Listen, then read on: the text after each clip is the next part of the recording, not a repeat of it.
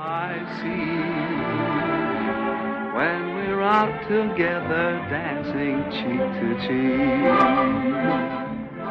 Ciao, sono Gabriella Fabrocini, direttore della clinica dermatologica di Napoli Federico II. Con Brian abbiamo deciso di fare un messaggio congiunto italo-americano su come possiamo aiutare i nostri operatori sanitari, ma anche i pazienti, ad utilizzare questi dispositivi che ci possono salvare la vita senza danneggiare la nostra cute.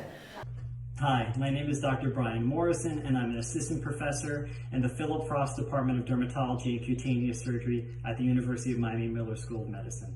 Over the past few weeks, I've had a number of good friends and colleagues complain to me of dermatologic issues they're having because of prolonged PPE use, things like bruising, redness, inflammation. And so the purpose of this video is to try to provide everyone with a little bit of guidance and ways to help mitigate these issues.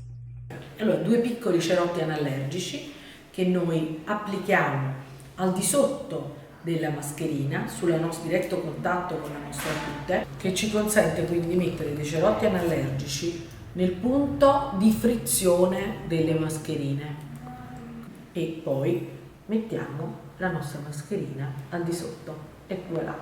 E poi altri piccoli escamotage. Non ultimo, la possibilità di interagire con il paziente attraverso un semplice schermo di plexiglass che ci consente di essere ulteriormente riparati. But before we get started, I have to really emphasize that no matter what we do, we must maintain the integrity of the seal of the N95 mask. So after you don your equipment, you should make sure that you do a seal check. And the CDC and OSHA have great instructional videos if you wonder how to do that properly. So let's first address kind of the bruising and redness people are getting in the lower eyelid, skin, bridge of their nose that's being caused from the pressure of the N95 mask. So the skin in this area is very thin and fragile, so it's prone to bruising and redness with pressure. So there are two ways we can prevent that from happening, or at least minimize it. And first is making sure that you don't put additional weight on the mask itself. So if other protective gear, like a face shield, is putting pressure on the mask, you want to try to prevent that from happening. The second way of doing it is by cushioning the area. And so I found two products that have been helpful. The first is the 3M microfoam surgical tape. This is a 2-inch one. You really only need a 1-inch one. I had to cut this in half.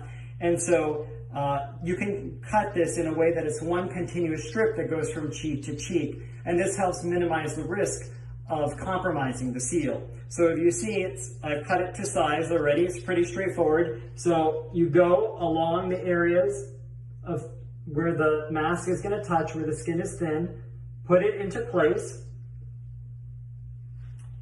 and then you're ready to don your mask.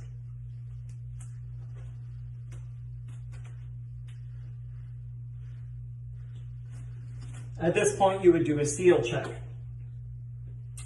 The tape itself is rather easy to take off. The best way to do it is to use lateral pressure to pull it from the side. This helps minimize tearing of your skin and redness. The second product is called Duoderm. It's a hydrocolloid dressing, and unfortunately because of the shape of it, it's a rectangle, you can't get one continuous strip from side to side. So you have to actually cut two strips, and I have them overlap midline on the bridge of the nose. And when I've done this, I've had success in maintaining my seal, but of course you should always check on your own. So this is the way we do the Duoderm. See, I go over the bridge some, and then the other side.